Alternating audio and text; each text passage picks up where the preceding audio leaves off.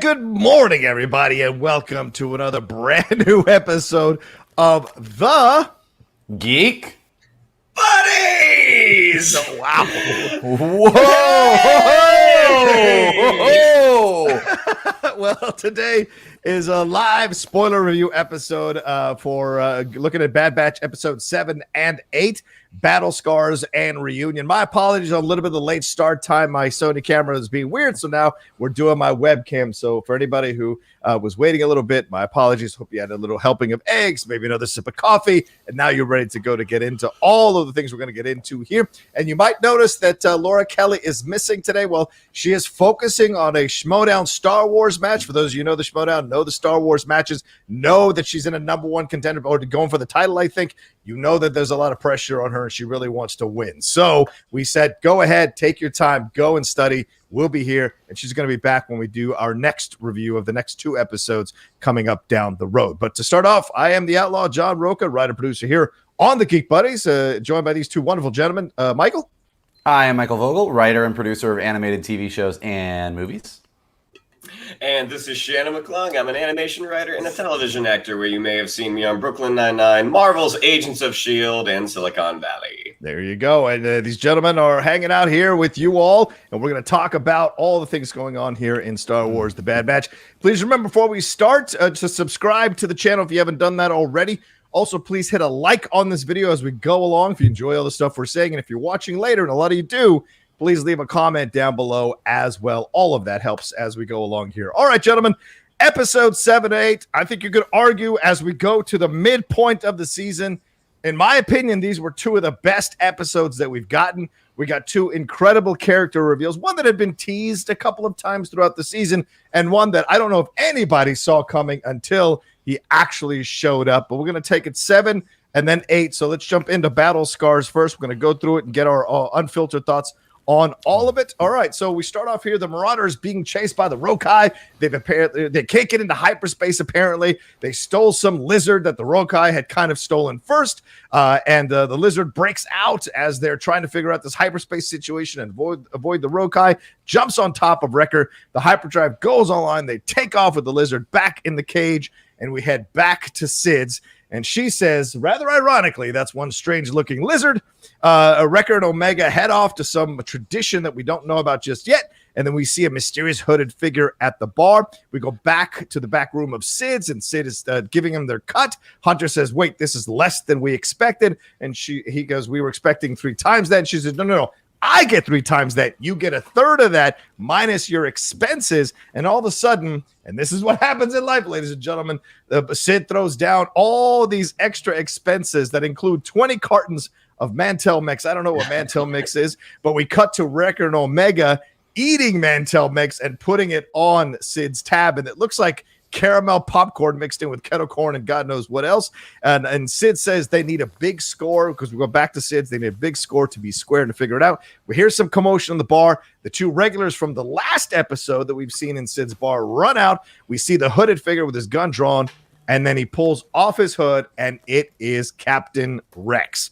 And Sid, ever the great, I don't know, undercutter of things, says, oh, great, another clone, just what I needed. Well, don't get too comfortable. I'm not taking in any strays. This isn't a clone house.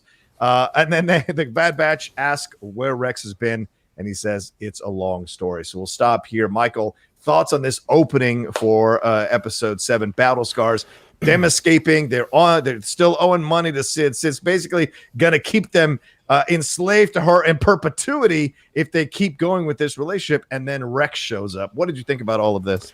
Well, it's interesting, as we get to the second episode leading into kind of the turning point, they do a couple interesting things with this opening. Like, I think I read this, I felt the same way. I saw a lot of people reading that, they were happy that we didn't have a whole episode about capturing the lizard, that we kind of open up, we're in the middle of this action, this last mission that they're on, we're just getting the tail end of it. And I think that's interesting. I think, Shannon had said when we first met Sid that kind of this Bad Batch A-Team idea was really fun, and we could watch that for a while. And I think I actually like the fact that they gave us a few episodes of Bad Batch as sort of the A-Team with Sid giving the missions. But really quickly here, this is sort of done at the beginning to just sort of remind you of their status quo. Like, this is where they're at the moment. Yeah. But As soon as we get back to Sid's, you see that this is not necessarily sustainable for them. Like, Sid is not the boss that's going to be really great and kind of help you out along the way. Like, she's kind of dinging them for every single thing she can and making sure that they are going to owe her forever. So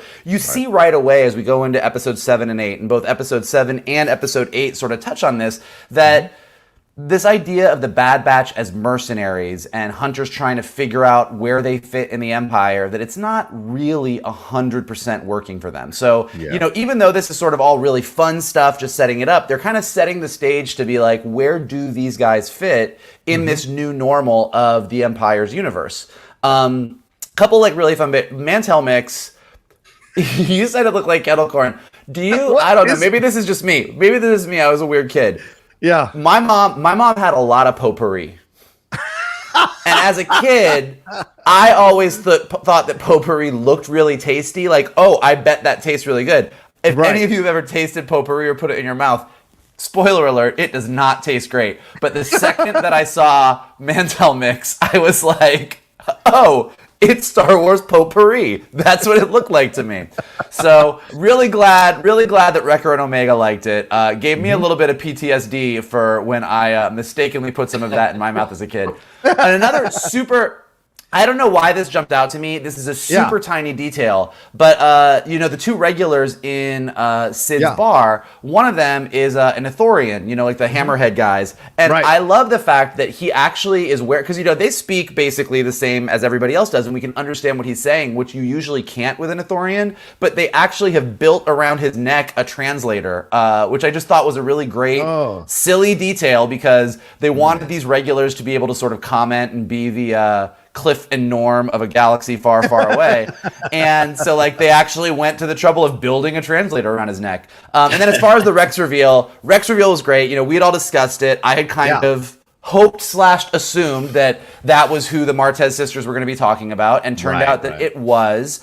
And I think it's a great way to bring Rex back in, but we'll talk about this later. Rex coming in and where he's at this point in the galaxy says some really interesting things about maybe reshaping the history of the rebellion, but we'll touch on that later. But really awesome to have him come back in. Yeah, I mean, Shannon, I bet every artist is having like PTSD watching, every recording artist having PTSD watching basically a recording company executive throw down, oh yeah, you thought you were going to make that much money, but we took out this and promotion and record, how much it costs to make the records and to put them out in distribution, and all of a sudden you've got no money and you've actually got to go on tour so you can pay these people back when you supposedly thought you'd made so much money. What did you think about this whole situation here? Yeah, as Mike mentioned, you were big on the A-Team thing, but now this seems to be a situation that's untenable for them, and then you have Rex coming in to really upset the apple cart. Well, it's interesting because I mean, I get that. I get the optics of it. Looks like Sid is trying to keep the Bad Batch under her thumb, but the things that Hunter is listing are things that they need. Yeah, true. I mean, these are things that the Republic would have given them for free because they were part of the Republic Army. Yeah. Like now, it's like, no, you don't. Like I'm not a government. Like you have to pay for this stuff. So I don't necessarily see it as her trying to keep them under her thumb. I do think no, this is the cost of doing business. Like this is a part of it. Like once we're square, like if you guys want to go, you can go. But if you're going to do these missions, you need these things, and I'm the only one who can give them. Is she upcharging them a little bit? Maybe, but at the end of the day, she's not, you know, she's, as she said, she's not a charity. She's not going to just give them this stuff. If they had their own ammo, if they had their own rations, you know, they could go out and do these missions and just make all the money. But the fact that she, you know, she made 3 times as much and that their cut was just, and plus the Mantel Mix, that's on them. Clearly, that's on them. Absolutely. No complaints there. Yeah. That's on record. And also, when I saw the Mantel Mix, I'm you know, I don't know if you guys remember when we went to that preview of Spider-Man Far From Home, like what, 2 years ago, 3 years ago, whenever it came out. Oh yeah. They were selling this special Spider-Man Far From Home sweet popcorn that had been drizzled with red and blue frosting, and I bought some at that preview, and it was in a big bucket, and I had it for about 6 weeks because it was so sweet, and it took forever to eat. But that was immediately what I saw when I saw the Mantel Mix. I'm like, oh, it's the Far From Home popcorn. Wait a minute. 6 weeks. You took that popcorn home with you? Wow. and you kept eating it for 6 weeks. 6 weeks. When we talk about when we talk about your digestive issues, I think this is on you, just for future reference. Yeah, his digestive issues, which always seem to pop up when he doesn't want to go somewhere. Anything about Rex? Anything about Rex to add in, Shin? No, I mean, that was all awesome. I mean, I actually did put the Ithorian in the weak way. I'm like, oh, so this is the Norman Cliff of Ord Mantell. I'm sorry that Vogel got there first. Right. But the actual mission, like starting with the action, that's so... Again, it's so exciting and it's so Star Wars. Yeah. And again, you have everyone doing their job. You know, Echo is trying to get the hyperdrive back online. Tech is piloting. Hunter's shooting. Wreck and Omega are trying to, keep control of this lizard. Which the moment that Sid said maybe he wants to put it in a stew, it made me think of Mandalorian season 1, where Grief Karga was like, I don't know, maybe he wants to eat the thing. And I'm like, is tracking down rare creatures for consumption, is that a big thing in the Star Wars universe? Why would that go away in the future? We do it now. Why would that go away in the future? I don't know. I guess hiring the A-team because you want a steak just seems a little extreme. I'm sure there's some idiots on social media taking pictures of themselves as they kill a lizard, a Rokai lizard, or whatever. So, I'm just saying. All right, let's move. Let's see. We got some super chats come in real quick. I'll read them quickly as we go through the show here. For me, there are 3 great points. 1, Wrecker really needed some alone time with his new friend. All right, that's fair. And 2, the great pistol spinning holster after the Hunter shootout. We'll talk about that later. There were actually 2 Banes in the 8th episode, Cad Bane and, of course, Crosshair Bane with his breather. Oh, nice. I like that. All right, a little tease before we get there. The point about Wrecker needing time with his friend, it actually really is we know, if you've been watching, and Bad Batch does a really good job of this. If you've been watching from episode 1, we've seen the relationship between Wrecker and Omega develop. But the Mantell mix, as much as we all clearly have different opinions on what it looked like, was a great moment within this episode to just sort of remind you it's really easy, really quick. You see that the 2 of them have this special thing that they do together. It reminds us of the bond that they have, which within the shape of this episode is a really important moment, so that the stuff that happens that we're going to get into in a little bit really lands. So it's actually a really great point that was a really good moment to have there. Yeah, absolutely. Oh, yeah, that's right. It's not the future. I apologize. They just seem to be way ahead of us in technology. But yeah, okay, it's not the future, Wayne. I mean, thanks. He is Wayne. Right. It is. They do say they say it at the very beginning. It's at the very beginning. They say it. I guess so, y'all. I guess so. We've been regressing ever since. All right, good. All right, anyway, let's move on. Rex says we cut back to the bar after that intro, and Rex is there talking with the boys. He says he's been keeping a low profile, and Tech says the Empire has him killed in action, and he says, there's advantages to being considered dead when it comes to the Empire. He reveals, as Michael just said, that Trace and Rafa Martez told Rex about them, and they were traveling with a kid. So Hunter tells him about Omega. Just then, Wrecker and Omega come in. Wrecker runs up, gives him that big old hug, and then Rex is introduced to Omega. And this is a really interesting and sweet kind of moment where, Rex goes down to Omega. He isn't standing over. He goes down to Omega. They have a back and forth. Omega looks him, Rex introduces himself. Omega looks him over and says he's a Generation 1. He's like, how do you know that? Oh, from the lines on your face. And of course, Wrecker makes an old joke. And then all of a sudden, Wrecker's head suddenly starts hurting again. Hunter says these headaches are becoming more frequently. Tech reveals that they haven't removed their inhibitor chips. And Rex, after they've had this nice reunion, all of a sudden it turns into a very tense-filled moment here with Rex reaching for his weapon. Hunter gets a bit worried. He's like, Rex, calm down. And Rex says the inhibitor chips are danger, and the fact that you still have them in your head makes you a danger to everyone, including Omega, and it's a risk you don't want to take.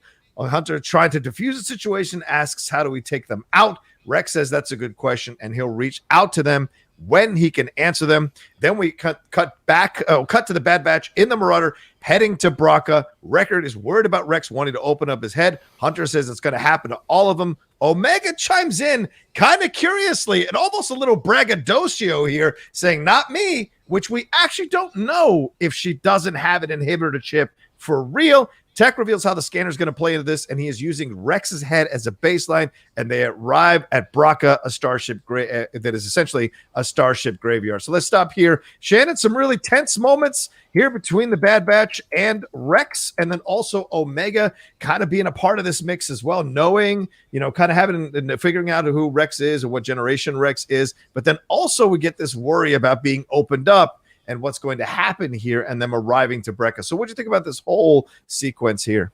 I mean, great reunion. Omega noticing right away when she's like, I thought you guys didn't like the regs. And he's like, we like this one. The moment, like, it's a nice reunion, but the moment that Rex realizes your chips are still in, like, as you said, it immediately tenses up. And Hunter and the rest of the Bad Batch are starting to acknowledge, or rather recognize, the seriousness of these chips, that this is a thing. He was like, Rex has already said, I don't want to put any more of our brothers in the ground. And he's basically saying, I will take you out if I have to. Mm-hmm. And so you get that seriousness. And then as they're flying to meet him on Braca, which, interesting, isn't that the opening planet from Fallen Order, Vogel? It is. So from the recent video game, the Jedi Fallen Order game. Mm-hmm. Them arriving there, it's you just watch. We know what has been, like, they've been building it, but you're watching this happen with Wrecker, and this is where, like, Wrecker really is the Mr. T of the Bad Batch, because he doesn't like heights. He's a little squeamish around lizards, and he really doesn't want you messing with his head. I mean, it's really, really well done. Yeah, Michael. Yeah, he's right about Braca here. It's also it was first mentioned in Resistance Reborn, the Rise of Skywalker tie-in novel, and we see this. I think there's some beautiful visuals here. We'll get to in just a second here. But overall, this idea that they're going to this place, they found this area. Rex knows where to take them, possibly to get the inhibitor chips taken out. Some interesting lead that Rex has taken, but also, Mike, that shot of Rex reaching for the gun. I mean, that was no matter how happy everyone is, there's always that sense of tension that can happen at any moment here. Really well done, don't you think? I do. I think one of the things that Star Wars does really well is that sort of, I don't want to say every man for himself Western vibe, but like you're in these situations where alliances and what you're working towards and what you're fighting for can change on a dime. Yeah. And you really see that moment here, which really kind of underscores the seriousness of these inhibitor chips and Order 66 and what it meant. I mean, we said this a dozen times, but I think Bad Batch does a great job of this. I think Jedi Fallen Order does a great job of this. Order 66 was this moment that happened in Revenge of the Sith. It was a big moment for sure, but it happened almost so fast, and you didn't really get time to live with it. And I think in the ensuing, whether it was Clone Wars Season 7, Jedi Fallen Order, the beginning of Bad Batch, they've done such a good job of really making you feel the weight of Order 66. And this moment with Rex does the same thing. We've been talking a lot. They sort of threw it in there that the Bad Batch clearly did put together that Wrecker's headaches have to do with the inhibitor chip before Rex got there. Yeah. They just weren't worried about it. Tech was like, the inhibitor chips don't affect us, so he's getting headaches, but it's no big deal. And Rex is like, no, it's a very big deal. This is not going to go well. We've got to deal with this. So I think they did a really good job of jumping to that. And then jumping really quickly to Rex's plan, which makes sense. He was like, I got this chip taken out in a Jedi cruiser. He doesn't necessarily know all of the I'm one with the Force is with me that Ahsoka had to go through to get it out of there. So for him, this is a completely valid, makes sense plan. And using Braca is really great because, if you've played Jedi Fallen Order, that's where we first meet Cal Kestis. That's the whole opening of the game. That's where you start learning stuff. And it's this really cool planet where it's just this giant ship graveyard where the Empire in the ensuing years from where we see Braca right now is going to start, strip mining old Republic ships, rebuilding things to build their Imperial Star Destroyers. Like, it's a really, really cool, neat location. And as Johnny mentioned, even used in Resistance Reborn after The Last Jedi, when there's literally no resistance left, there's just a bunch of people on the Millennium Falcon. Braca is part of how we get to the beginning of Rise of Skywalker, where they actually have a fleet again. They go to Braca and they steal a bunch of ships. So really, really great location. And as we've been saying, every episode, and we'll say it again in episode 8, fucking gorgeous. Yeah. I mean, the way that there's certain moments, all of Bad Batch is beautiful, but there's certain moments when they first get to Braca and they're just walking, and the way the light is shining down on these ships as they're walking through it, like it doesn't look photorealistic. It doesn't look like a video game. It's somewhere in between, but it just looks hyper real and beautiful. And it's just like Bad Batch. Even in moments where nothing is going on, I just sit there loving watching every minute of it because of how good it looks. That's a fantastic point. Yeah, you're absolutely right about that. Certainly. And that adds even more that adds even more weight to these shows, the more gravitas to these shows. They feel more important because they look so much better. And that's a great point. And that moment with Rex is yet another example of how what happens, if you study any kind of history, when one dictator or one government falls, the country jumps into chaos, and it's like, who can I trust? Who can I not trust? We've seen that repeated in history throughout. And so this idea of reaching for the weapon, as you said, Mike, at any moment it can happen because of what's happening. So much is unstable in the world right now of what they're on post Republic. All right, let's move on to the next section here. They meet Rex, who is there waiting for them on Braca. They head to a Jedi cruiser. As I just said here, fantastic visuals, very reminiscent of any good post-apocalyptic movie. I got Mad Max Fury Road vibes. I just got this vibe throughout, even a little bit of the Nightfall sequence from Justice League. But anyway, they see a couple of Scrapper Guild patrols flying by. Rex says, and I love this, Rex says Fives tried to warn him about the chip, and then says, but I didn't really want to believe it or whatever. And it's a nice reference to Fives. And then Hunter reveals that Omega told them about the chip. Yet another thing, just this interesting thing about Omega. We find out that it's a Venator class ship that they're heading to. Wrecker makes yet another age joke. We see some weird movement under the water, really scary, weird movement under the water as they move along. They go into the Jedi cruiser. Rex makes a reference to the end of Clone Wars Season 7. Last time he was on a Jedi cruiser, what happened? The friend who helped him out, obviously referring to Ahsoka Tano. They string a cable across an opening here. Wrecker tries to get out of going across this cable, says his head is fine. It doesn't hurt anymore. You guys go on. I'll head back to the ship. And they're like, get on the cable, Wrecker. And as he's getting on, sure enough, Wrecker's worst fears come to life. It snaps and breaks, and he dangles off that cable close to that water. And then all of a sudden, as he's hanging there, we see the sea creature, not Luca, under the water, moving towards him. The tentacles reach out and grab him, and they take him under. And after a few seconds of silence, this is a great horror moment here. Wrecker breaks out, and the guys pull him up as they shoot the thing off of him. We get this great line from Hunter as they retrieve Wrecker back up onto the ship. It makes you miss battling clankers, doesn't it? So let's stop here. Michael, really interesting sequence here, but also fun and a little bit of the horror aspect, as I just mentioned here as well. What do you think about all of this?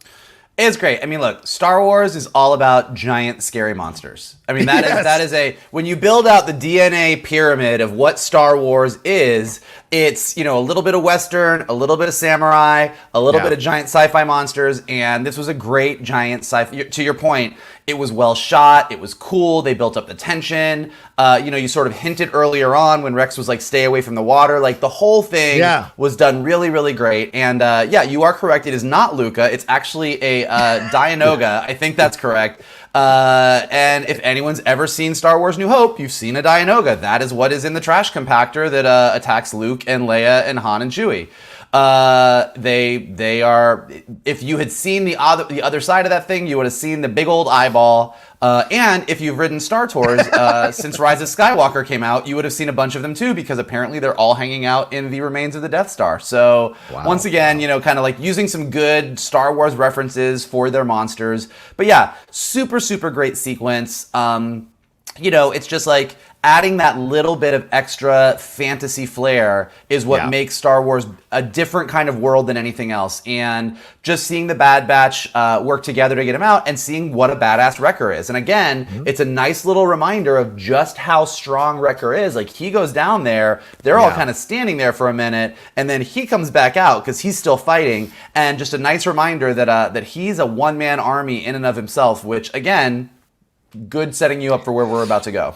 That's a great point. Yeah. And real quick, I just want to say Spencer has sent in a comment. What's the link for the Streamlabs? Yeah. If you gentlemen or ladies who are ever watching us, if you want to send Streamlabs, feel free to send Streamlabs. We're just having fun doing some live reviews here. The Streamlabs link is above my head right there. It's also in the chat. It's pinned in the chat and the description of this video. So just letting you know, if you want to send in some Streamlabs, you keep sending in your super chats, but if you want to send in Streamlabs as we go along, as we jump into episode 8 here in just a little bit, feel free. All right, Shannon, what do you think about all this combination here? This like kind of teasing the sea creature under the water, and Wrecker yet again having to deal with all this extreme violence, all this extreme nuttiness. I mean, this has to affect him at some level. What did you think about all of this? I mean, the opening of the sequence was great. I mean, before they even get into the ship, as they're sort of climbing up this wreckage, one of the things that you spot in the background, and it's a very deliberate choice by the filmmakers, you see Hunter help Omega up.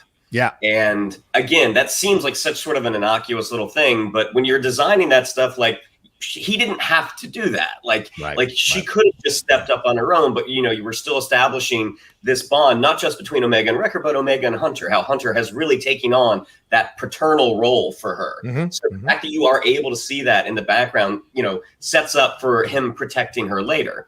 The sequence with Wrecker, the great thing about the Bad Batch that I've really enjoyed is their balancing of tone. That it can be an incredibly tense and serious show, and then you have these really, really fun moments that are not.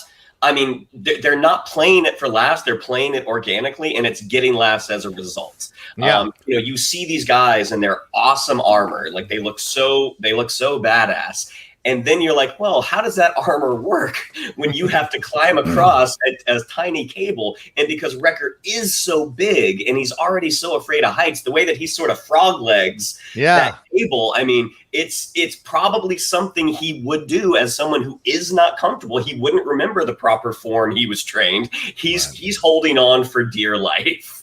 And the fact that, again, they're not going broad with the comedy. They're playing it very organically, which I think makes it even funnier. But then, yes, him getting yanked into the water, Star Wars and the water always has great monsters, because you have episode 4 with the trash compactor. You have Empire Strikes Back when they're on Dagobah and that thing is able to get up, or when R2 falls into the water. So yes, I mean, Bad Batch. I think there have been some episodes that have been better than others, but I think we're kind of really hitting our stride right now of like, this is Star Wars to me in its purest form. Yeah, agreed. All right, let's keep going into this really interesting moment in the show here. All right, so if we finally get to the medical bay, which is where they were headed to this whole time, Echo calibrates the surgical pod. Wrecker suddenly starts to be in pain as Tech scans him. And initially, Wrecker's like, scan me, get this out of me, blah, blah, blah. But Omega is concerned for Wrecker. Rex and Hunter tell Omega they have to do this. Omega's concerned that if they do this and something goes wrong, she'll be left all alone. This idea of being left alone. But then we see Hunter consoles her and says, we're not going anywhere. We're with you for the long haul. Once again, making that daughter-father connection, as you were referencing, Michael, and Rex watching that connection happen. I think it's a really cool moment that they pan to Rex's face as he's watching that. All right, Omega's worried. Tech finds the inhibitor chip, and suddenly Wrecker starts to slowly change. And the music is fantastic here. It's so ominous. Sorry, Mom, I can't take your call right now, but it's so ominous when you hear this music. Ooh, you're in trouble.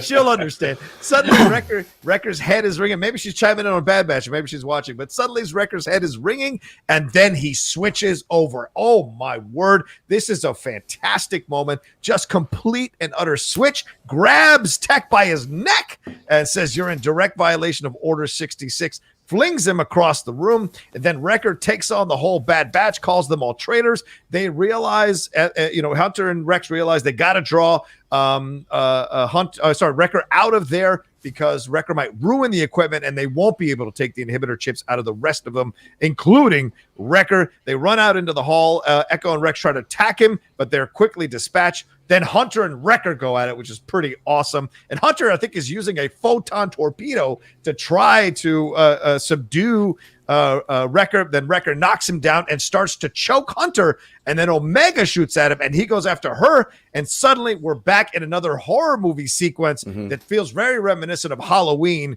where he's kind of like chasing her down and slowly marching towards Omega. She screams at him that it's the inhibitor chip, and to try to resist, she says to stop and that she doesn't want to hurt him. What does that mean? She says, "I'm your friend."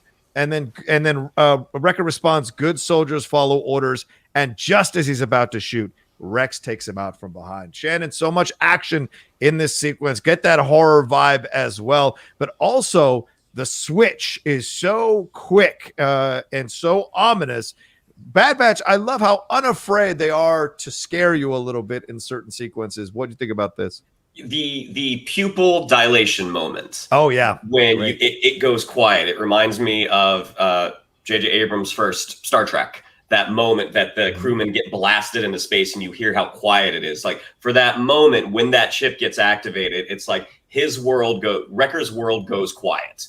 Because suddenly it's about, the storm has arrived. I mean, it's literally that moment, that calm before the storm.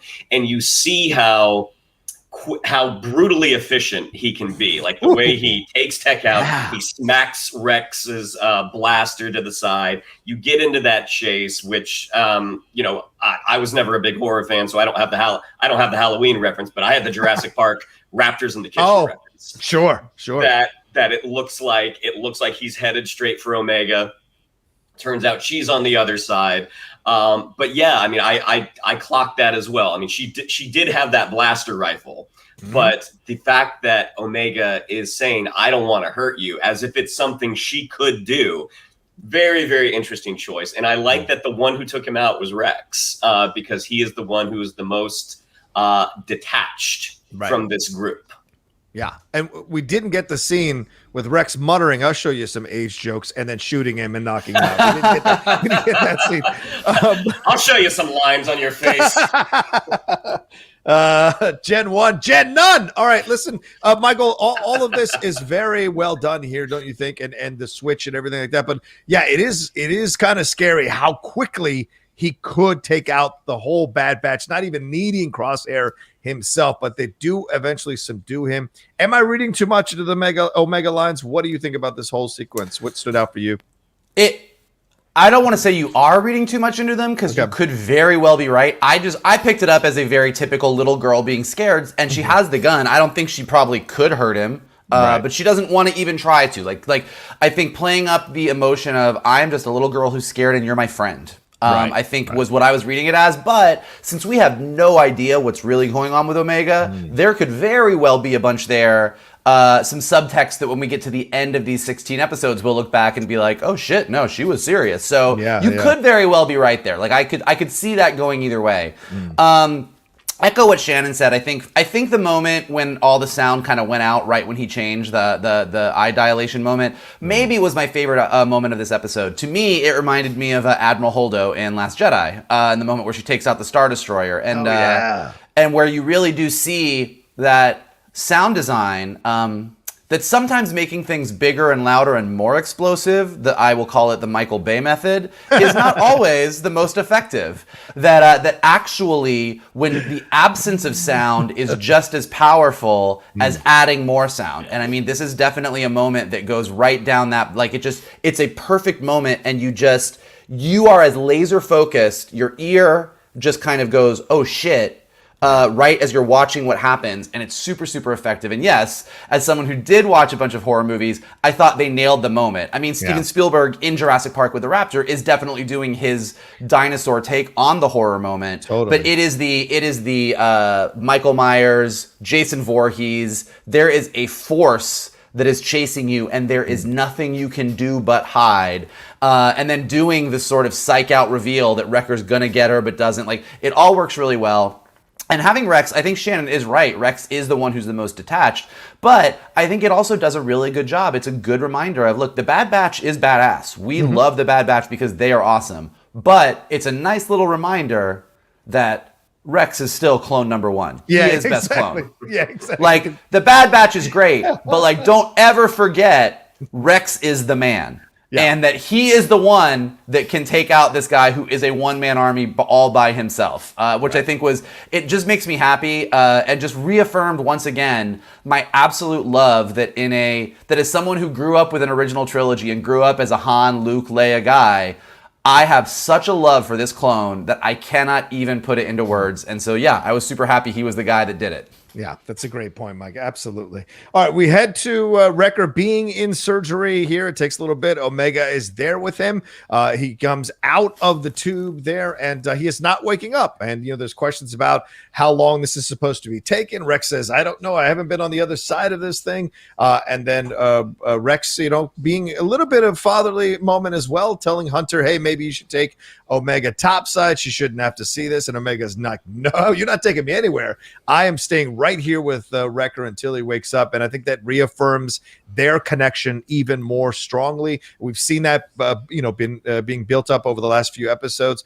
And then we cut to Rex examining his helmet. I go back to what you just said, Michael. That moment of him looking at his helmet, it seems like he's lost in thought about all the stuff he's been through, all the wars he's been through, and also maybe now, as we find out a little bit later in this sequence, heading up to fight with the Empire off into the next phase of his life, but taking a moment to reflect about maybe all he's been through as he looks at his helmet. Wrecker wakes up and he seems to be okay, seems to be fine. And then he's like, thanks, kid, and all of that. Then we cut to later when all the Bad Batch have had their chips removed. Wrecker goes to apologize to Omega. This is such a sweet moment, says he couldn't make it stop. So we really sense that even the strongest, physically strongest of them could not overcome the mental chip. And to be honest with you, he was taken over so quickly where the other Bad Batch or other people have fought against it. Like even Rex a little bit fought against it before Ahsoka helped him, but Wrecker was over. She says it's okay. And then gives him some Mantel mix, which is a really sweet moment, as I said. Then we cut to Rex and Hunter outside the ship, topside themselves. They discuss the Republic. They discuss the Empire, their priorities. And Hunter says, well, we've got other priorities that we're focused on right now. Well, Rex says, well, when you sort things out, let me know where you land. Tell the boys I'll see them around. And he heads out, going back to join the fight against the Empire. And Hunter says this really great thing that could be a bit of foreshadowing. He says, if you ever are in a bind, Captain, you know how to reach us. And then we cut to one of the Scrapper Guild patrols that is catching this interaction, seeing Hunter, and then notifying the Empire, and we end the episode. So, Michael, a lot here. Everybody's got their inhibitor chips out, so that drama is over here in the 7th episode. But also, we hear more about Rex and Hunter discussing the Empire. What we see, the Bad Batch maybe slowly being pushed towards fighting for the Empire, possibly down the road. What do you think about all of this as we end the episode? Yeah, really liked it. Glad that I thought it was a nice wrap up to the inhibitor chip section of Bad Batch as we go on this journey with them. This is definitely a big turning point. We know that they are fully and clearly in the clear here. Like, they are out of it. We're good. Loved the moment between Omega and Wrecker. Thought it was really sweet. But the thing that when this episode ended, the thing that really kind of stuck with me is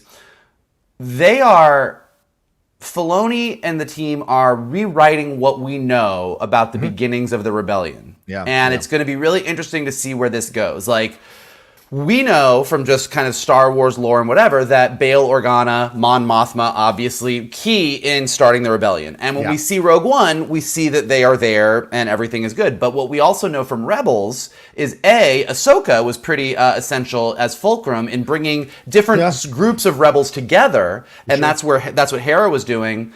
And we also know from Rebels that when she does finally reach out to Rex, he kind of says he kind of has this, you can't fight the Empire, it's too big, it's whatever. And the inference we all made was that after the end of season 7 or whatever, even before we know the end of season 7, we thought that Rex had just kind of disappeared and done his own thing.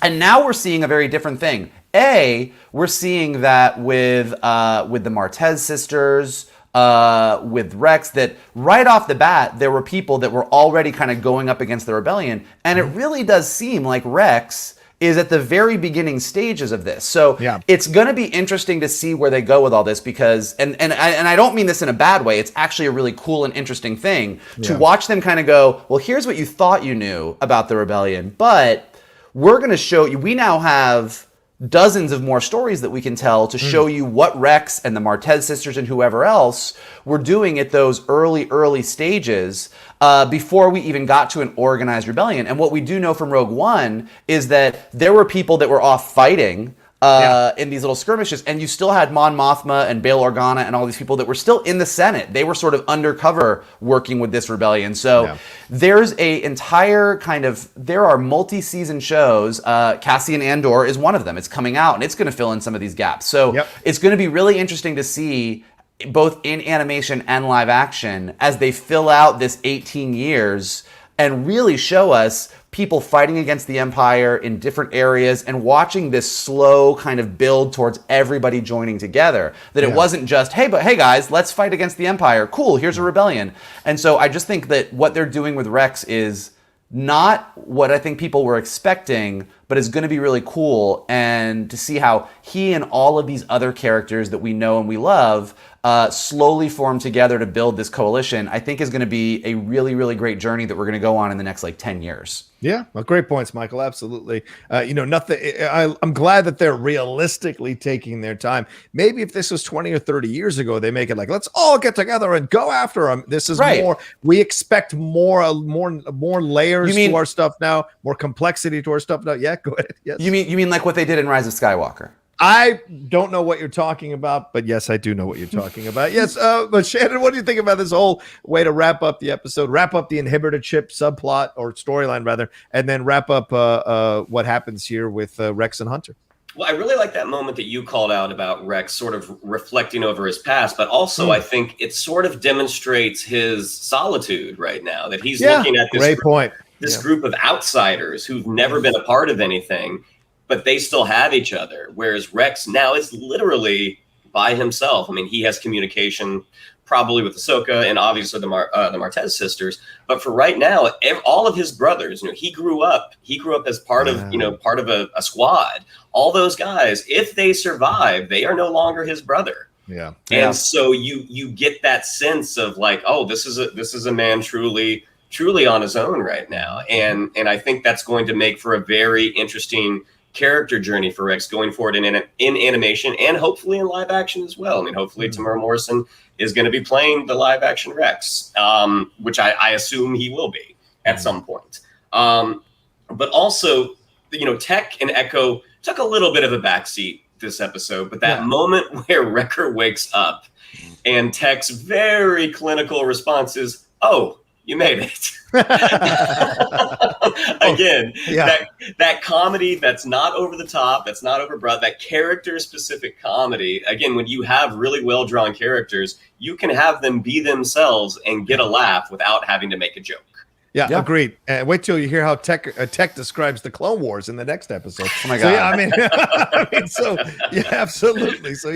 But I really enjoyed this episode. Loved, as I said, that the Bad Batch doesn't shy away from some of the horror stuff. And I know some people have been frustrated with some of the build-up episodes, but this is why you have those episodes, so you get to these moments, you lay the groundwork for these things to occur and to earn these moments that are so powerful in the interaction with these characters. So I enjoyed this episode, and as if I didn't enjoy this episode enough, we're going to jump into the next one, which I enjoyed even more real quick. So let's see, we got one Streamlab that came through. Just want to read it real quick from Fredtastic314. Says, I was very happy the chip activation scene didn't turn into a tragic moment. So happy after Wrecker, the rest of the chips were easily removed. Yeah, great point. That no one else had their chip accessed or turned on. Wrecker's was the one that turned on. So what do you I guess that's a real quick question. What do you guys think happened there? Why do you think Wrecker's turned on? Is it because he'd been banging his head on things? Yeah. Did it make it more easier than anyone else's? I mean, look, what Echo is building a hyperdrive system. Tech is like typing into things. Hunter stays pretty in the clear. Wrecker's been running into things, fighting rancors, like banging his head around. Like, of course. Sea creatures. Yeah, that's a good point. That's a good point. Well, and also you consider their nature, how they are altered. I mean, it affected Crosshair, and it didn't affect Tech and Hunter. So, I mean, I think when you're dealing with, like, you have a formula, and that formula gets altered, and all 5 of them are different. Mm-hmm. So it affected different ones in different ways. Yeah, and I think low key the inhibitor chip is in essence like PTSD. You know, some people who've gone to war, soldiers that have gone to war, some come back and they don't have those like nightmares, and they don't have those things that get triggered, and some come back and they struggle with the memories of war. Certainly Wrecker may be conveying that a little bit more as more of a grunt type of fighter than the more intelligent, for lack of a better term, members of the Bad Batch. So that's an interesting sequence here you see,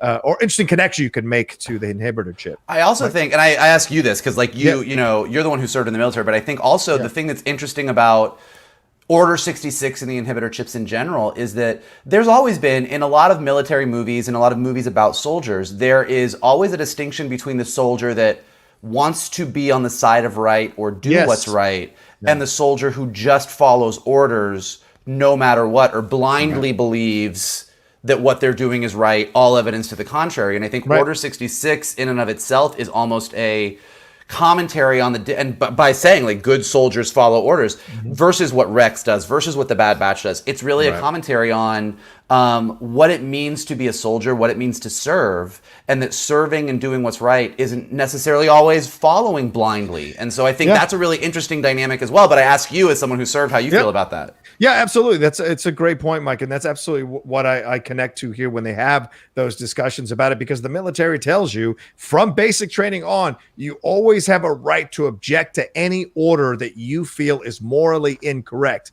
However, the pressure is there to not object to any of the orders, because you might not get promoted, you might not achieve a certain ranking, the other soldiers might turn on you and don't want to talk to you or whatever. So there's internal pressure to constantly follow orders, because they get you young, they kind of manipulate your mind when it's still forming to make you believe certain things, and it's not until later that you have a little more perspective on it all, for sure. And, you know, we've seen this many times, people questioning the orders and what that comes out of. We see so many people who, left Vietnam or came out of it and were protesting the war when they got back because of the stuff that they experienced, and you can go all the way back to Henry V, the Shakespeare play. There's a great moment before the battle at Agincourt where Henry has a conversation in disguise, kind of like Rex, a hooded figure, with one of his soldiers, and the soldier says, "My soul is fine. Whatever terrible things I do on the battlefield, I'm covered because it's the king's orders and I don't have to think about it."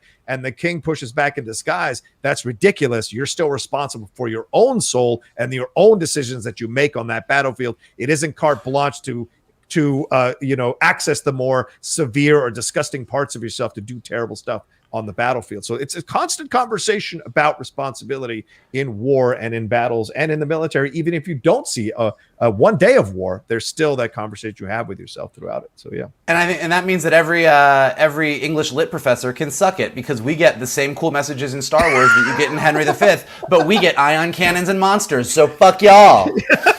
Well said. I think it should be on a shirt. Well said. Suck it, Mr. Davis. All right. Anyway. Somewhere Professor Davis just dropped his pipe and went, bully to you. Rubbed his tweed elbows there. One last super chat. Sorry, it's gone past, so I can't bring it up. But Demon Lord Illidan said, "My new friend" comment was from episode 8, and his very new friend he kisses. All right, we're about. Yeah, right. So great point there. I do think the Omega record moment was good, but yes, that new friend is really great as well. Excellent. We'll get into that in just a second here. Just a quick reminder, ladies and gentlemen, we've got 170 of you all watching us live. Thank you so much for joining us. We've got people from the Netherlands saying hi, from Amsterdam, from all kinds of places saying hi. Thank you very, very much for joining us. Please remember to hit that like button as you're watching this video now. We'd love to get over 150 likes by the time we end this review. We're going to jump into episode 8 in just a second. And if you feel like sending in super chats, Streamlabs, feel free to do so. We're just enjoying doing a live review of these episodes, so no pressure at all. But if you want to send in some support or contributions, would be nice. So let's jump into episode 8 here. This one is called Reunion. Crosshair, starting out, Crosshair. We haven't seen him in a bit. So Crosshair walking in on the Admiral, talking to the Prime Minister there on Camino, tells them that Clove Force 99 is on Braca, and the Prime Minister wants them to be returned alive. The Admiral says he has no interest in them, so terminate them if you want. Whew. Wrecker is testing. We go to Wrecker, who is the Bad Batch, rather, and Wrecker is testing Omega on disabling these thermal explosives. Funny scene here where we're seeing her learn on the fly how to cut things and how to cut what wire and stuff. Very funny. Echoes a lot of stuff we've seen in other movies. Cut the green wire, no, the blue wire, all of that. So then Echo then chimes in to get Wrecker and Omega to head back to the Jedi cruiser. And as they're heading back, they realize that they're being watched by 3 of the Scrapper Guild. Echo and Wrecker notice them as they battle them and then take them out.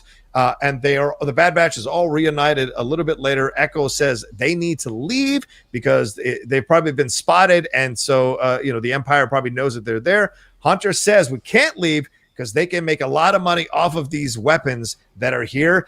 Really uncomfortable moment seeing Hunter kind of change from this soldier into, in essence, what Echo says to him, we're soldiers, not arms smugglers. And then Hunter says they have to take this opportunity since there's no Republic anymore. And then Tech chimes in that there's something even more valuable than these weapons, and that is intel from the Bridges system that they could access and could be valuable down the road for them as well. Remember, Sid said they have to get a big score, so maybe both of them in their separate ways, Hunter and Tech, are looking at what's valuable to them as the big score overall. Mike, what do you think about this opening here, Crosshair? The idea that, to shoot to kill or to terminate them and whatever, and then what we've got here going on with them kind of in essence turning into arms smugglers. Yeah. I mean, look, the one thing I will say, I wish we got a little bit more with Admiral Rampart. I find him interesting, and I feel like, and look, it's a packed show. We got a ton of characters to kind of service and deal with. But I wish we knew a little bit more about him, a little bit more about what motivates him, a little bit more about how someone who I would suppose was a soldier in the Republic has so quickly become sort of Imperial scum. So I would love to dive in a little bit more. But yeah, clearly he has no interest in clones that don't follow orders. He barely has interest in clones, period. I mean, he's definitely working at cross purposes. Like the Kaminoans want, Lama Su wants the Bad Batch back, particularly Omega, because he wants to make sure that they can make an even better clone and just stay in business. And Admiral Rampart is like, I don't give a shit about your business. I don't give a shit about your clones. I'm going to go get actual soldiers, and as soon as I can phase out your clones, I will. So he clearly has no interest. So it was a nice little reminder of the dynamic. I just would love to get to hear more about his smarminess. I thought the whole disarming the bomb scene, super cute. Really loved the moment because I always love it when you're reminded that your heroes or the people that you're watching are as smart as you hope they are. So when you saw sort of the scrappers kind of watching them and stuff, and you were like, okay, well, yeah, we know we've been watching them, whatever. But that moment where they're all just walking and it's like, well, we got eyes on us. Yep, I saw them. Like it was just a really great, cool moment to see them in action do their thing. And then, like I was saying in the first episode, this is where we really see where this whole, what are we supposed to do? Like, we've been working with Sid.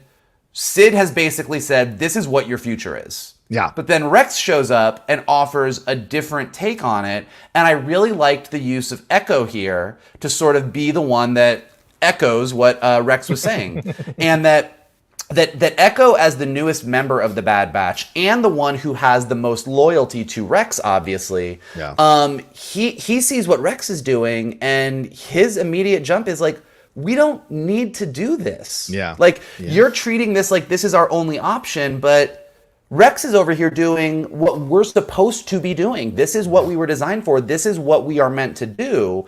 And so you're really seeing this moment where Hunter is seeing, and they set it up really well, like there's clearly a big score here. There's tons of weapons that are just sitting there for the taking. There's tons of intel. This is the thing that will get them back in Sid's good graces. But at the same time, we have a moment here of what's really important. And then obviously we all know what's most important to Hunter. And I think that when we get to the end of this episode is the turning point that we're like, well, we clearly know what you're going to do now. But so I loved setting up this dynamic of not quite knowing.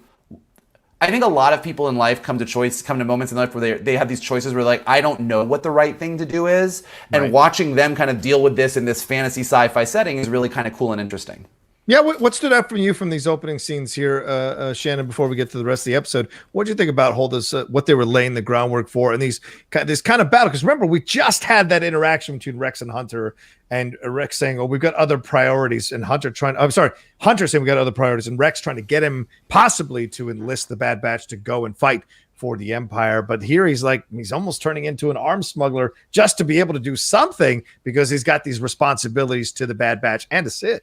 I mean, the things that really stuck out for me. One, love seeing Admiral Rampart back, who's voiced by my buddy Noshir Jalal, who was doing, I think, just he's a fantastic actor and he's doing a fantastic job. I loved how Crosshair said, it's Clone Force 99, which he was a part of, and he has so separated himself. Like, he is very much referring, he's othering them. I mean, it's just like, it's those guys. Those guys are back. Love the sequence between Omega and Wrecker. Like, you absolutely think Wrecker would let her train with live explosives. Oh, totally. That's not it.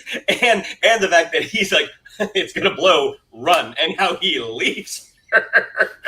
Yeah, every clone for themselves. Yeah. I mean, just a great moment of levity. And the thing that I really liked about this, which was something Vogel pointed out, was seeing them in their element. When Echo points out, "We have eyes on us," you get to see a rare, serious moment from Wrecker, where he understands they are vulnerable. Like, they are, the Scrapper Guild has the high ground. We know in Star Wars, if you got the high ground, you're going to win. It's the high ground, guys. But that moment is like, yeah, I see him. Like, you sense the seriousness of the situation that they find themselves in. Yeah. And then when that chase starts, I mean, again, just a great Star Wars chase. You have this huge guy who almost is able to hold on to this skiff from taking off. But then once it takes off, you see the Scrapper guy literally throwing anything he can at him to get this this musculoid gnat off of his skiff, and Echo's the one that ends up taking him out. I mean, that's sequences like that, again, are just a blast. And yeah, I mean, the whole idea that Echo's like, as Vogel had said, like, we could have gone with Rex and not owed Sid anything, but how Hunter's priorities now are to Omega.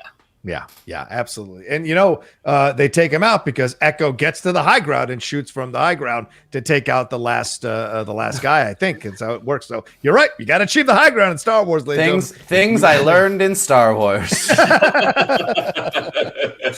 I think that dude died because he fell off that thing and went. It seems like he fell a pretty long way, even though we do see them bringing some of them back here.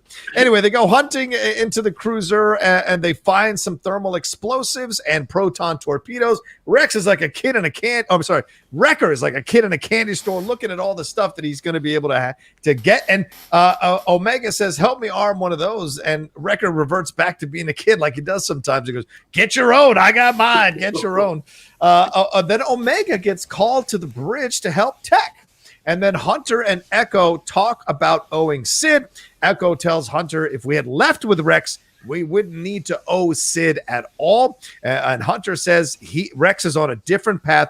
Then Echo pushes back and says, "We're soldiers. What other path is there?" So again, this interesting conversation that's happening. It's not that they're turning on Hunter in any way, but they're certainly they're speaking out a little bit more in these interactions with their leader Hunter. Certainly Echo, not an original member of Clone Force 99, so having a little more of an outside perspective as well. All right, so Omega's helping Tech here, and she asks, after she surveys, we get another beautiful shot of the animation there a little bit later on at night there as Omega is looking out. We're seeing these beautiful images there. Another great shout out to the animators on the show. She asks him about Clone Wars and what it was like, and he delivers one of the most driest, non-interesting log lines about Clone Wars ever delivered. Suddenly a red button is blinking, and initially Tech thinks it's nothing, and then they see 3 Empire ships arriving. We cut to Samalu and Nala Se on Kenosha. And he's saying, the Prime Minister is saying they cannot delay because the Empire is messing with their plans and their timetables. And he says, and Lamasu pushes back, or Nala Se pushes back, says, we already have someone going after them. And Nala Se says, as long as one of the bounty hunters delivers the young clone intact, That is all that should concern us. So to stop here a little bit with this interaction on Camino and everything that's happening here with the explosives, but also this conversation about what we should or should not be doing here. Shannon, what stood out for you as you looked at these sequences put together, these scenes put together? I like that we had the first, as far as I remember, the first moment of connection between Tech and Omega. Though it was exceptionally dry. Like you see that moment of Omega looking out the viewport and seeing all of this wreckage, all of these, relics of past battles. And like, what was the Clone War like? Yeah. And the fact that he just says, well, it was this. It's like, yeah, but what was it like? I just told you. And, what are you missing here? And not that Tech, like clearly Tech is not emotional, but I do think that would register with him as like, oh, this is the first time Omega and I have connected on this moment. And it's interesting because we get to see Tech be wrong. Yeah. When you see that light flashing, and he doesn't say definitely, like it's probably a short, and then right away you see these Imperial ships come in. It's the setup to a great sequence coming up. Yeah, Mike, Lama Su, in essence, it sounds like he's hired a bounty hunter to go and get Omega, and we'll get that reveal later on in the episode. At this point, we don't know who this, but this is an interesting. Everyone's got their own agenda in this situation. Crosshair being sent out to kill. Now Lama Su and Alasei having their own conversation about what's going to happen. What do you think about all this? Well, and I mean, I could potentially be wrong about this, but I don't think so. I think also the scene is confirmation that there's a lot of questions about who hired Fennec Shand, and it seems pretty clear that they did. Like Nala Se is like, we already have someone in the field. We did it, and he was like, I don't care which bounty hunter gets them. I'll send all the bounty hunters as long as one of them gets Omega and brings her back. That's all that matters. So pretty sure that's confirmation of that, and hopefully meaning, Fennec Shand has already been hired to do this, and now we know that there's other players in the field. Yeah. Hopefully it means we get some more Fennec action coming up, which I'm excited about. Yeah. And then, even though you guys both already referenced it, I did love the Tech moment, and I also love that and including Johnny, what you were saying about the Echo moment, we are really kind of seeing like Hunter's priority is Omega and only Omega. Wrecker's priority is Omega because of their friendship, but also Wrecker just likes to wreck. Like if you just point Wrecker and say, "Hey, there's a big fight, we need you to go do this," he's like, "All right," like that's what he wants. Right. Tech is pretty much content to be doing his thing and is the most pragmatic. So whatever makes most sense for them in the moment, logically, he's pretty much on board to do it. And Echo, as Shannon was saying, and then Johnny, as you said, like, is the one who is the most removed from Clone Force 99 and still has the closest ties to Rex, and clearly is the one who has the most desire to be of service as a soldier in the way that they were. So those distinctions between the four of them, I think, are really interesting. And Johnny, you're right. I don't think they're setting up like a big moment where they're all going to turn on each other. But I think as a group, them deciding what we do is going to be a thing that we continue to see and is going to continue to be interesting. Yeah, as Hunter becomes more concerned with other things, I think you're going to have them chiming in more and more about what they should be doing. So they'll have a pretty big, probably strong conversation amongst all of them about what to do next. You point out great things, Michael, how each of them has their own approach to how this dynamic is changing and working within this dynamic. What is it going to lead to? Also, the Nala Se Lama Su situation. Did Nala Se let her leave, let Omega leave? And now, I'm sorry, Nala, I'm sorry, I'm getting them confused. Is it Nala Se that Nala Se let her leave, right? So Lama Su is trying to get back what Nala Se left. Did Nala Se know that she shouldn't have let Omega leave? What was that all about? What do you think? And again, it'll be interesting to see because they're giving us very little of like the Kaminoans. Like they're just giving us little drips and drabs, but it is very clear that Nala Se let her leave. And I don't know if that was because in the moment that was the way to keep Omega the most safe, right? Or not. Like we're not quite sure what that was about, but it'll be interesting to see because it does seem that like Lama Su as the prime minister just clearly wants to keep the business, keep making money, keep producing clones. That is his. That I think it's pretty clear that is his drive in this. But Nala Se, Omega's wearing that same little thing on her head that Nala Se. Like I think that there's probably more to it on Nala Se's front, but I think she's keeping her cards pretty close to her elongated neck. That seems like to me too. Yeah, Shannon, anything you want to add to that? No, I think Vogel hit the nail on the head. I mean, clearly Nala Se has more of an emotional connection with Omega and acted in what she presumed was Omega's best interest in letting her leave. Right.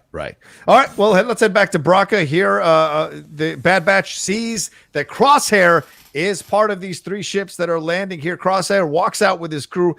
He also realizes they are being jammed with their connections to kind of see if the Bad Batch is on the ship, which is a clue to Crosshair that they are there. We really get a good sample of how smart Crosshair is as a military tactician and knowing all the tactics that Clone Force 99 is going to use as we go through these sequences. Hunter lays down some tactical moves for them to get out of there.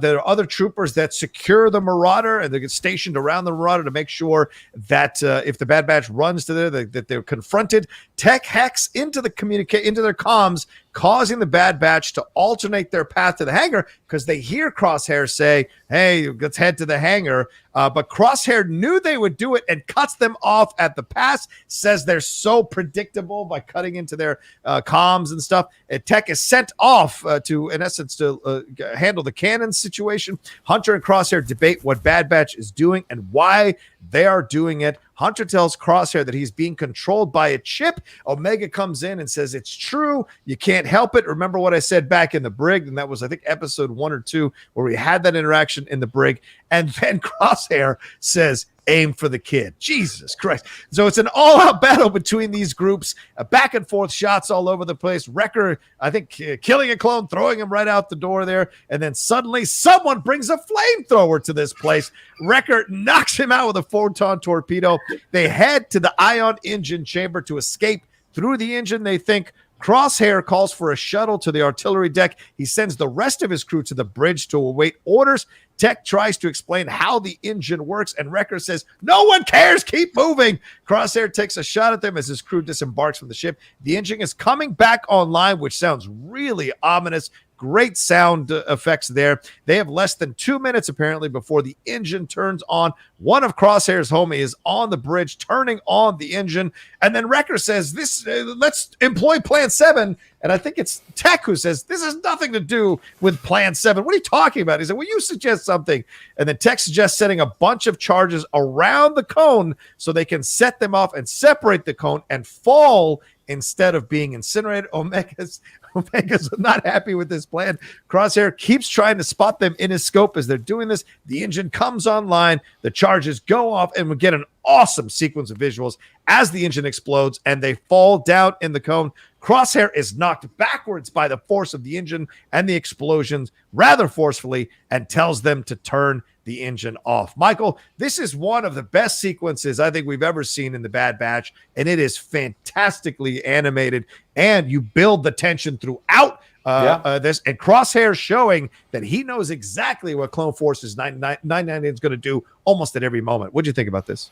Yeah, it was a great reminder. Shannon can speak to all of this better than I can with his love of action. But just from a character standpoint, I just really did love the fact that you are reminded that not only is Crosshair a really worthy opponent, but Crosshair's worked with these guys forever. Yeah. He knows everything they're going to do, and it does. I don't think it makes the Bad Batch look dumb, but the Bad Batch doesn't consider the fact that all of their, like, you do see really clearly, like, I love the moment when, like, the other soldiers were coming around the corner and they're hiding right there and they're just right there when the soldiers go by. You're like, wow, the Bad Batch is way better. Like, they are on it. They are good soldiers. They are the right team. And then Crosshair just, like, has them at every step of the way. Mm-hmm. And yeah, the standoff with Crosshair, aim for the kid. Like, you're like, yeah, you really are a brutal guy. Or the Order 66 inhibitor chip version of you is that kind of guy. The entire thing with the ion cannon, great. Like, it was just all so well done. It was so gorgeous. And then, like, Crosshair getting blown back by the ion cannon exhaust, like, that fucks a man up, clearly. And I'm really curious to see where this takes Crosshair. Like I was like, when he got sort of knocked back by everything, I was like, is this gonna mess up the inhibitor chip? Like, are we going down a good path? But then when you saw him all bandaged up and, like, pissed off, you're like, or are we not? Ooh, like. Clone Vader. It almost looks like Clone Vader is coming next with all the.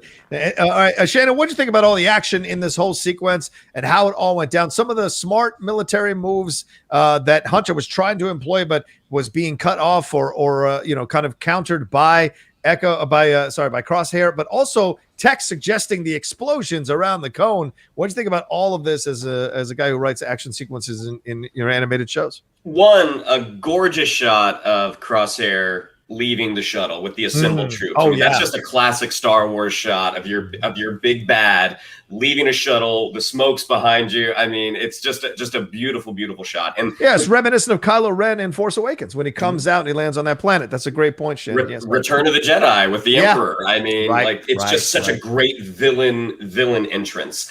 The really cool thing, and John, you would know more about this than I would, but the intelligence it takes to be a sniper. Yeah.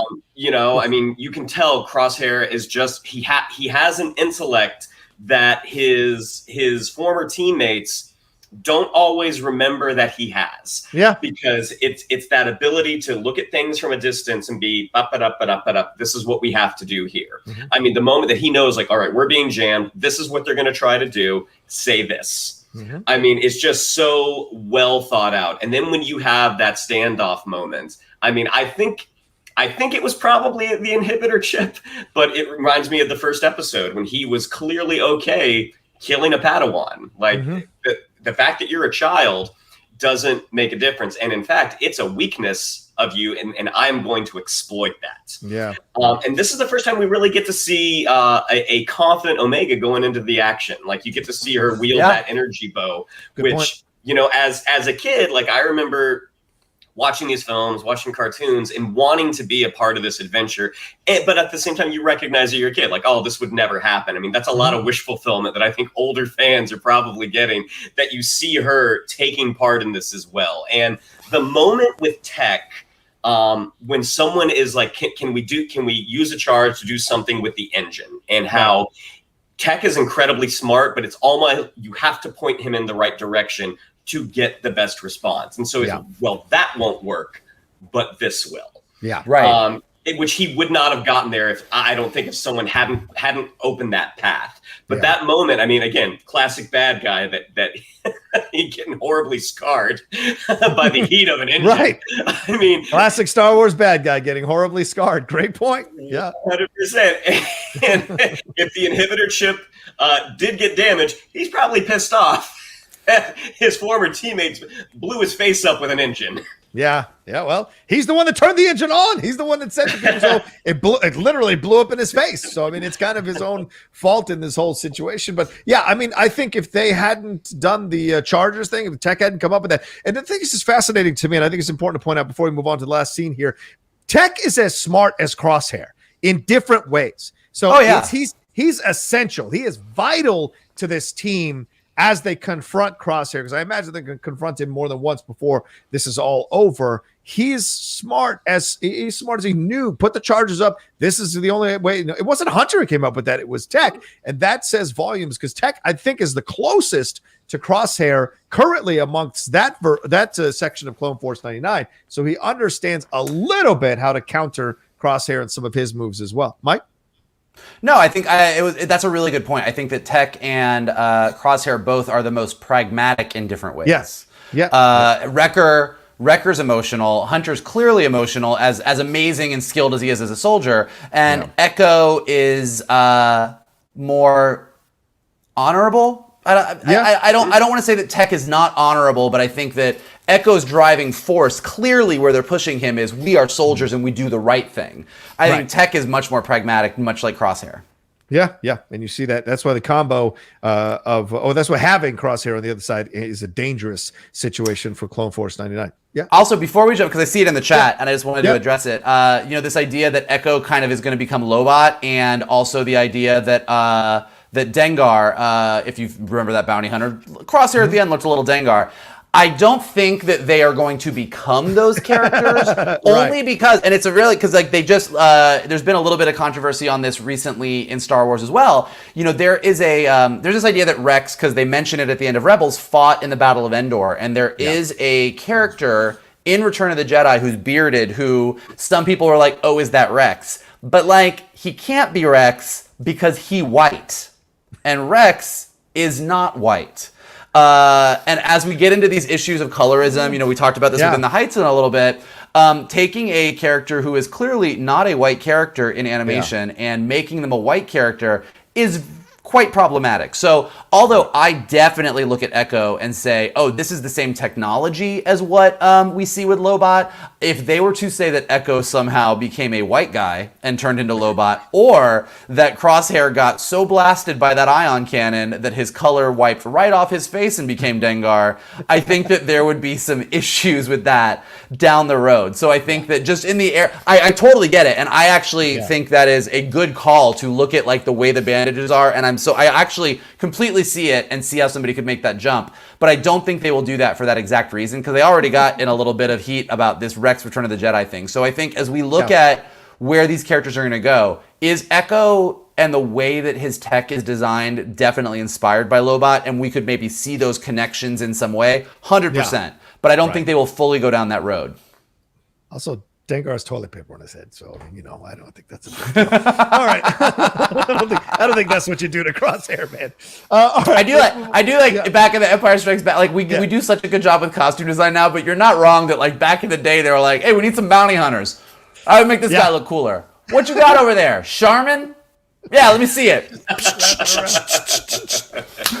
But as kids, we were like, of course. I want to know that story. All right, let's into the last sequence here. Hunter and Echo check in, and another ship, they check in with each other, and another ship with troops arrive. They head to their ship, and Crosshair sends the other troops to the Marauder again to cut them off, to add on to the other clone troopers that are already there. And then we cut to the scene and where all these clone troopers are knocked out, and Hunter and Omega show up, and they wonder who it is that did this, and then it's revealed. Holy Mary! And you heard the Western music cue, which was great. The rattlesnake, it was perfect, and it's Cad Bane with Toto 360 in tow. Is that how you pronounce it, Toto? Is it Tudo? I don't know how you pronounce it, but Toto 360. I always call him Toto 360. Toto. So okay. yeah, I think so. Green. Just say Seth Green. Seth Green, sure, Seth Green. And he says, it asks how this happened, and Cad Bane says, it wasn't that difficult. I've taken down so many clones over the years. Once you take one down, you can take them all down. Omega realizes and says it's a bounty hunter, and and then Hunter asks Cad Bane who hired him. And he says, son, that's confidential information. Then, and I wrote this in my notes, so I'm going to say this. Then there's a mother effing epic Western showdown between these two guys. And it is fantastic. And it's very reminiscent because they panned out, very reminiscent of the Two Sons moment in Rebels between Maul and Kenobi, the pull out when you're seeing the kind of Western showdown that's about to happen. I love that. And then Cad Bane shoots Hunter straight up because he is better. As cool as Hunter is, as we've seen already, there are people in this universe that are a little bit better at what they do than Hunter at this point. He shoots on him, but Hunter does get a shot off, shoots off the droid's Toto 360's booster. Cad Bane then takes his gun out after Omega is freaking out about Hunter. Very reminiscent of the Lion King. You know, Dad, wake up. And then Cad Bane says, sorry, little lady, and then shoots her and knocks her out with his weapon. We cut to a shuttle showing up, and Crosshair looks worse for wear, as Michael mentioned, all damaged up and everything like that. And then we see things. This is a great, almost video game moment. We cut to see things from Hunter's point of view through his helmet as the rest of the Bad Batch are fighting off the other clone troopers that are there. It's a great sequence. They get into the ship. The Marauder takes off, and then Hunter reveals that a bounty hunter has taken Omega. All right, Shannon, we cut to you. This is we're taking turns going to you and Mikey here. We go to you on this one first. Cad Bane, the whole reveal, the clones being a part of getting knocked out, and then seeing that sequence through Hunter's helmet. What did you think? I mean, Cad Bane is probably the coolest bad guy to come out of Clone Wars. Mm-hmm. I mean, they definitely gave Darth Maul a lot more color. They definitely made him a bit way cooler than he was in episode 1. In that, not that he wasn't a cool character in episode 1, but he was dispatched so quickly. Cad Bane is just one of the coolest characters, and that moment that he is able to take take Hunter out, followed by a little twirl of his 6-shooter and toss it back into his holster, just awesome. And Hunter waking up and very first person shooter this sequence, and you hear his teammates it sounds like they're far away and they're trying to get him into the ship, and you hear that kind of labored breathing, just is really setting the stage for what the second half of what I presume the Bad Batch is going to be. Just Cad Bane is going to be a very tough opponent for our heroes. Yeah, as Fennec, as tough as Fennec Shand is, this is Cad Bane already established. Fennec Shand is a young bounty hunter, still kind of getting her reputation built up. Cad Bane is already very well established by the time he takes this. And also, this is very interesting, Mike. I mean, the Kaminoans seem to know who to reach out to here. You know, they tried Fennec Shand, didn't work. All right, let's get a higher level bounty hunter. Let's go get Cad Bane. I don't know where you go after Cad Bane, but it's pretty incredible to see him here. What'd you think of this reveal? Great voice work yet again for Cad Bane, and all the Western vibe that was thrown into this. What'd you feel about it? Well, don't forget, when the Kaminoans were like, we need to build clones, they went to Jango Fett. Like, clearly these guys deal with bounty hunters a whole lot. That's a great point. That's a great point.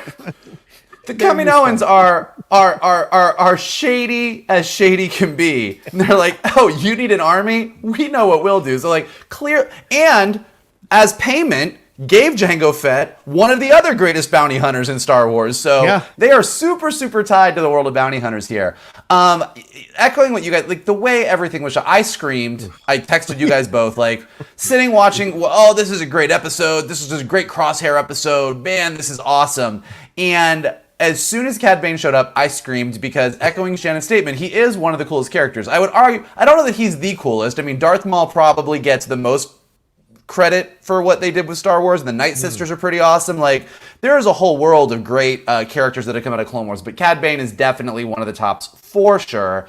Yeah. The way that everything just shifted into Western, absolutely epic. The way it was shot, the score, which you guys mentioned. And then I do think it is really interesting, you know, Fennec Shand kind of being introduced into Bad Batch, we gave her an awesome episode and really showed her as a real badass. I mean, she really did hold her own against the Bad Batch, but she did have to work for it.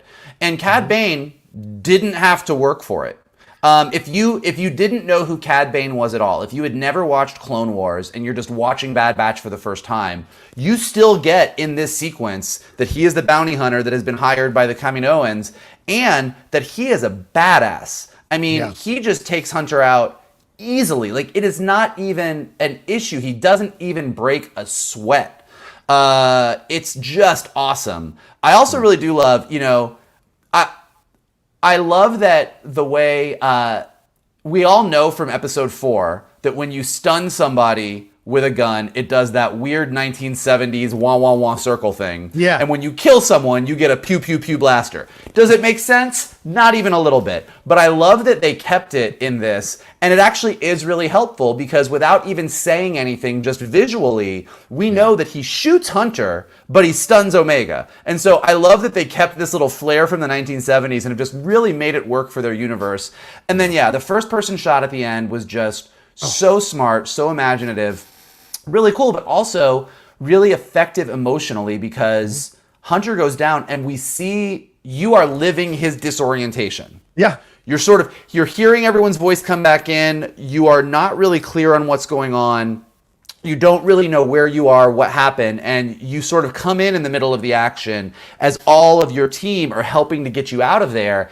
And so if they had shot it normally, it would have been super great. He would have been groggy. We've got to get him out of here. But by choosing to do it that way, it really puts you in his position, which I think is important, because, as Shannon said, and as we've been talking about with Hunter, he just lost Omega, and they've done a really good job of establishing that that is the most important thing to him right now. So seeing what this does is going to be really interesting. And as I said earlier, setting up the fact that Fennec Shand is out there somewhere also looking for Omega, and now Cad Bane has her. Yeah. And so you've got the Empire, you've got Crosshair, you've got Cad Bane, you've got Fennec Shand, you've got the Kaminoans, and you've got Clone Force 99 here. And as you had mentioned earlier, John, you got Rex out there with Hunter being like, hey, if you ever need us, let us know. So you've got a lot of pieces in play here for the back 8 episodes of this season.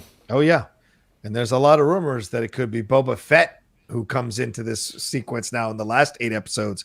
I don't know. We'll see. I like this mention from Spencer Count Hoffman, who says, sorry, little lady is a great reference to how Cad Bane talked to Ahsoka in the Clone Wars. So that's a great point as well. I imagine he says little lady to a lot of people with that Western point of view. And I love liver, pork, and chicken. Oh, I love pork and chicken, saying when Hunter saw his hat, he should have known he going to lose. You gonna lose, Hunter. It's a great point. Oh, and Simon Love kind of reiterating what you said earlier, or kind of coming back what he said he was super kidding about the Lobot stuff. But Michael was addressing something that other people have been talking about on social media. So but it is, I mean, yeah, there's conversation.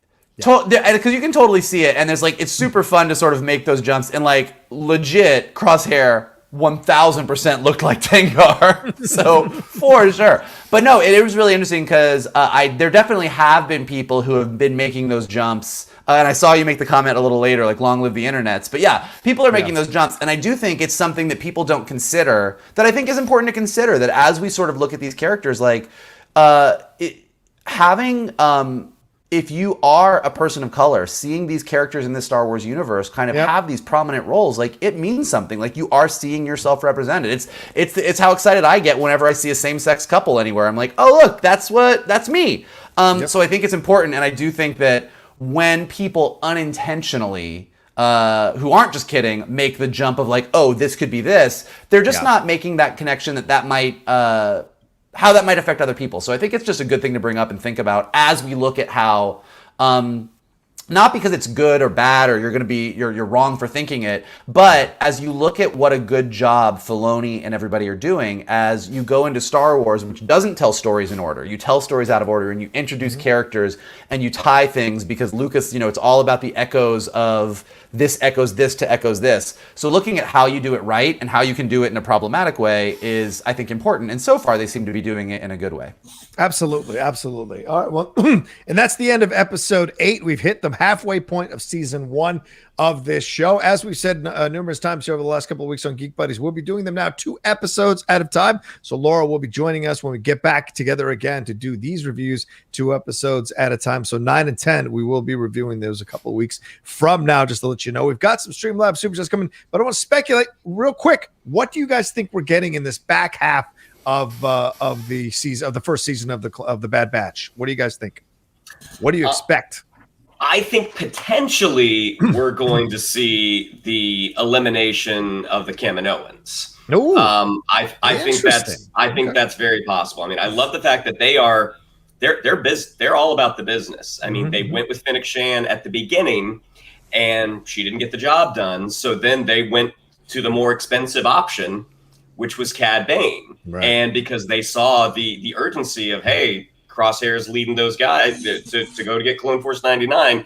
We need the best of the best now. And I think the wants of the Empire and the Kaminoans are going to conflict greatly. Okay. Mike, what do you expect to see in this back half of the first season? I just keep bumping up against the fact that we know that we see Rex later on, and we also know that we don't see the Bad Batch later on. And I'm just curious. I hope that means that they all went and found peace on a far-off planet somewhere and just didn't fight in the rebellion and just grew some weird Star Wars fruits and plants. But I don't think that that's likely the case.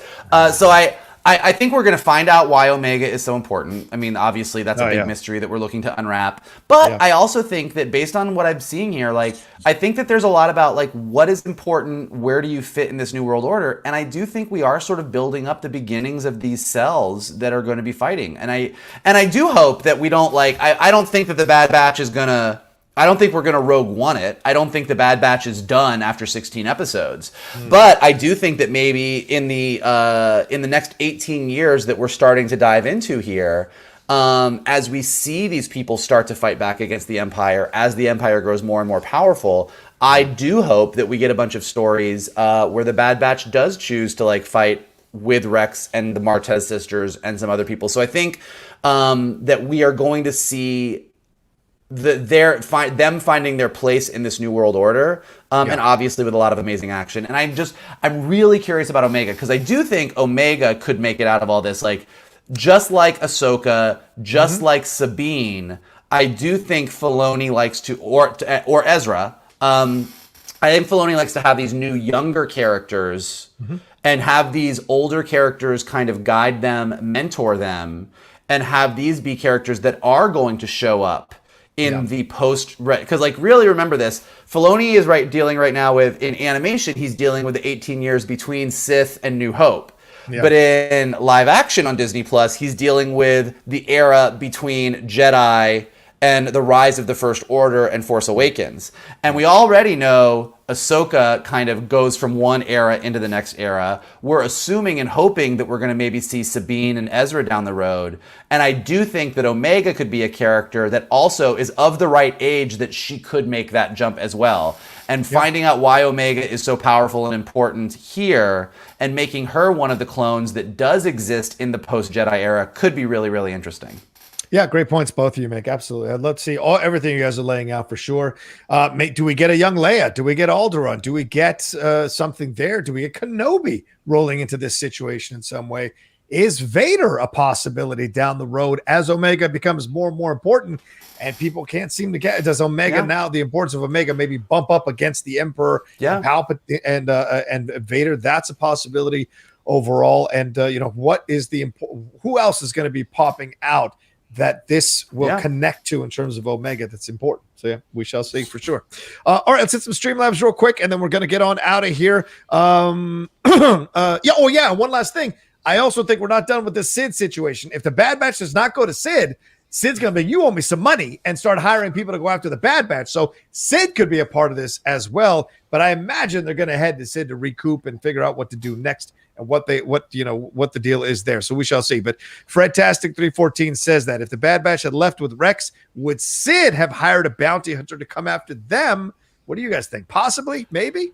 No, she would have hopped in her own ship and flew over there and kicked their own ass. That's a good point. Sid don't need no bounty hunter. She gonna come for you herself. You don't spit into the wind and you don't mess with Sid. That's for sure. Shannon, I would say doubtful. I would say she would, even though I like the character approach that Vogel has, I think she would look at what's it going to cost to hire someone to recover this money. I think she would look at it from a business standpoint. Like, does this investment make sense? Right. I kind of overcharged them anyway. I didn't expect to get that money back. All right, fine. It's a loss. Spencer Calhoven says, I love how Dave Filoni honors Kurosawa and Leone, among others, throughout the Clone Wars, The Mandalorian, and The Bad Batch. 1,000% agree, Spencer. That reveal was straight out of The Good, the Bad, and the Ugly. Hell yeah. Cad Bane looks like a mix of Clint Eastwood and Lee Van Cleef. That's right. If you know the Man with No Name trilogy, that is absolutely a combo of both. Yeah, Michael? And a Smurf. And a Smurf. Or an avatar, or whatever they are, an avatar. A Navi. A Navi, right, a Navi. That's for sure. Yeah, what do you think? Yeah, cinematically, Shannon, this does feel very reminiscent of Kurosawa, Leone, all the Western stuff. They did a really great job of that for sure.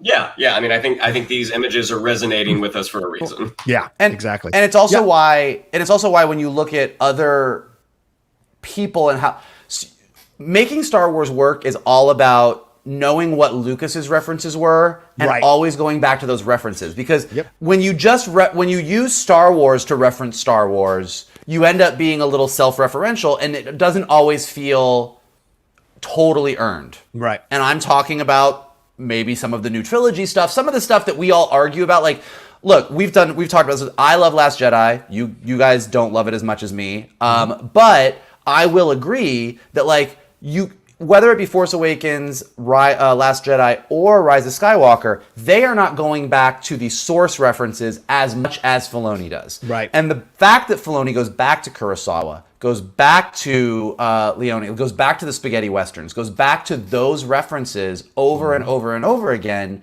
in Mandalorian, in Bad Batch, that is why when we all watch it, we can all disagree with the moments. We can all disagree with, we don't like this character, we like this character more, we feel like he's doing too much of this, too much of that. But we all do tend to agree that it feels like Star Wars, and that's why. Good. Anne says, I fully expect to see a fully grown Omega with all her rumored powers and skills she's learned from the Bad Batch. Wow. I really do. I keep thinking about that every time I see her and this road that they're taking her down. I fully agree. I'm like, if I don't see her show up as a live action character in one of these fucking shows, I will. I am almost sure we will. Yeah, I think so too. Yeah.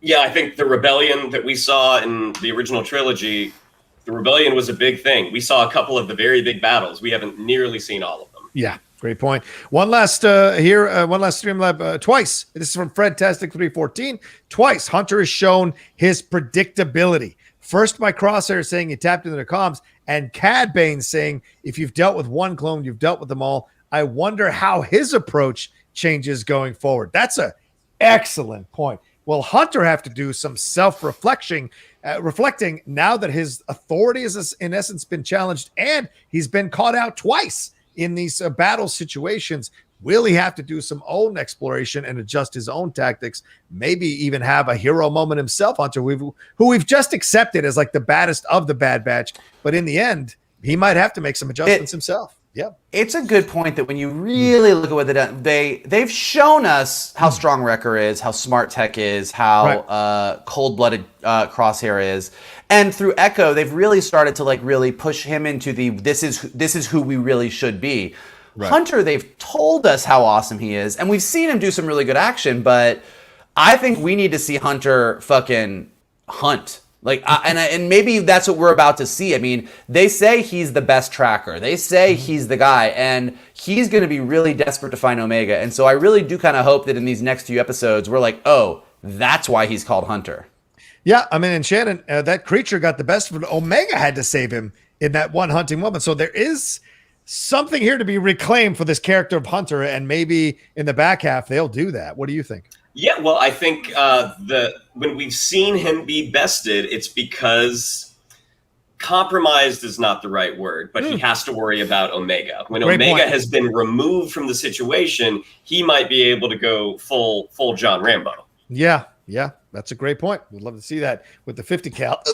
Anyway, all right, so we'll see what happens here as we go into the Bad Batch. Thank you all so much for joining us live. We had over 200 of you joining us live at one point, so thank you very, very much. Please hit that like button overall here, even if you're watching us later, and leave a comment down below. Shannon, what do we have to tell them? Yeah, if you'd like to follow us on social media. On Twitter, it's @geek_buddies. On Instagram, @the_geek_buddies. If you'd like to follow me on social media, on Twitter, it's @Shannon_McClung. On Instagram, @Shannon the Geek Buddy. If you would like to follow Mr. Vogel, it is @MK2. And if you would like to follow Mr. Roca, it is @TheRoca Says. Mikey? If you would like to continue to hear us talk about potpourri, English teachers, and Western Smurfs, this is where you come to do it. And here's what we need you to do. We need you to smash that like button below. Go ahead and subscribe to Johnny's Outlaw Nation page. Definitely leave some comments. We love to see what you guys think. We love to see what you guys think is going to come up. What are your predictions? Who do you think the characters are that are going to make it through this? Who do you think we might see in live action down the road? Who from live action do you think that we're going to see in animation? I think that with Filoni kind of running all of this, all of those things are on the table. So let us know your predictions. If you are listening to us on Spotify or Anchor or Apple Podcasts or anywhere the podcasts are available, go ahead and leave us some stars, leave some comments there. It helps us go up in the rankings, which is the best way for people to find us, except for the best way, which is for you to retweet this video, post it on your social networks, post it on any kind of social media outlets that you have. Let people know that this is where the best geek chats are happening, that we all hang out, we have a good time, we talk about all the stuff that we love, and we love bringing more buddies to the conversation. Absolutely. And don't forget, our Geek Buddies regular show happens every week. We just dropped our latest episode a couple of days ago. And also, our Loki episodes are happening. Emma 5 coming back this past week for our episode 2 spoiler review of Loki.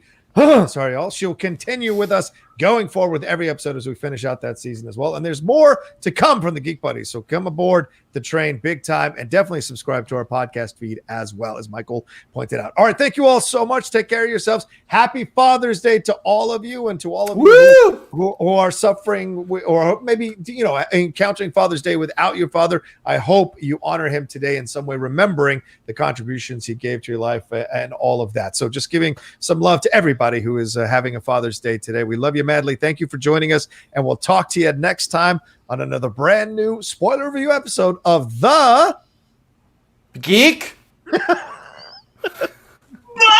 Buddies.